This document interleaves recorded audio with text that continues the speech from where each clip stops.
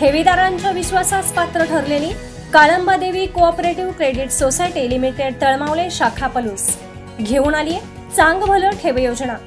दाम दुप्पट मुदत ठेवीवर आता सोनं जिंका, 5 व 10 हजारांची ठेव पावती करा आणि जिंका 16 सोन्याचे चेन, 16 चांदीची नाणी बक्षीस। आजच भेटा Kalambadevi cooperative credit society limited Talmavale शाखा पलूस, मेन रोड, चांग भलं ज्वेलर्स जवळ पलूस।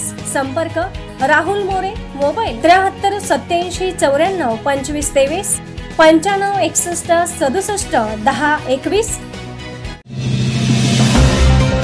कृष्णा नदीच्या पाणी पातळीत पुन्हा वाढ, अलमट्टी कोयना धरणातून विसर्ग वाढला। पलूस तालुक्यातील तसेच कृष्णाकाठ परिसरात दिवसभरात पावसाने विश्रांती घेतली आहे। धरण पाणलोट क्षेत्रात सुरू असलेल्या मुसळधार पावसामुळे कोयना धरणातून विसर्ग सुरू आहे, त्यामुळे कृष्णामाईला पूर आला आहे। आमणापूर येथे गेले 12 तासात 4.5 फुटांची वाढ होऊन पाणी पातळी 28 फुटांवर पोहोचली आहे। आमणापूर अंकलखोप पुलावर आज दुपारी पुन्हा पाणी झाले असून पूल दुसऱ्यांदा पाण्याखाली गेला आहे। गेल्या 8 दिवसापासून जिल्हा प्रशासनाच्या वतीने दक्षतेच्या कारणास्तव वाहतूक बंद आहे। बुर्ली वतात आज सायंकाळी पाणी आल्याने पलूस तालुक्यातील बुर्ली आमणापूर या 2 गावांचा संपर्क तुटला आहे। भिलवडी पुलाची पाणी पातळी गेल्या 12 तासात 37.4 वरून आज 41.8 फुटांवर आली आहे।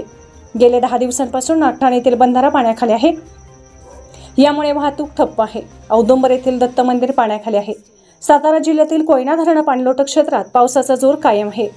धरण पाणलोट क्षेत्रात गेले 9 तासात पडलेला पाऊस याप्रमाणे: Koyna 42 millimetre, Navaja 44 millimetre, Mahabaleshwar 19 millimetre. धरणातील पाणीसाठा 85.96 TMC म्हणजेच 81.67% पोहोचला आहे।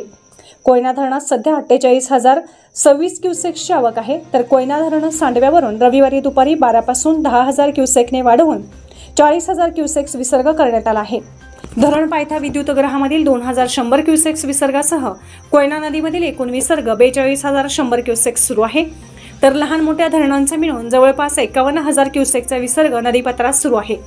नदी पात्राबाहेर असल्याने नागरिकांना सतर्कतेचा इशारा देण्यात येत आहे। कृष्णा, वारणा, पंचगंगा या नद्यांच्या पाणी पातळीत होणारी वाढ लक्षात घेऊन खबरदारी म्हणून अलमट्टी धरणातून विसर्ग वाढवला आहे। अलमट्टी धरणात 3,23,000 क्युसेक्स पाण्याची आवक असून अलमट्टी धरण व्यवस्थापनाने मंगळवारी रात्री 8 वाजल्यापासून पाण्याचा विसर्ग 3,00,000 क्युसेक्स वरून 3,50,000 क्युसेक्स पर्यंत वाढवला आहे। हवामान विभागाने पुणे, रायगड, रत्नागिरी, सातारा, कोल्हापूर या जिल्ह्यांना ऑरेंज अलर्ट दिला आहे। विदर्भातील सर्व जिल्ह्यांना येलो अलर्ट देण्यात आला असून मुंबई, ठाणे आणि सिंधुदुर्ग जिल्ह्यातही मुसळधार पावसाचा अंदाज वर्तवण्यात आला आहे। पुढील पर्जन्यमान पाहता कोल्हापूर, सांगली जिल्ह्यातील पूरस्थिती नियंत्रणात आणण्यासाठी आणि पुढील महापुरातून होणारी हानी टाळण्यासाठी हा विसर्ग आणखी वाढवण्याची गरज आहे।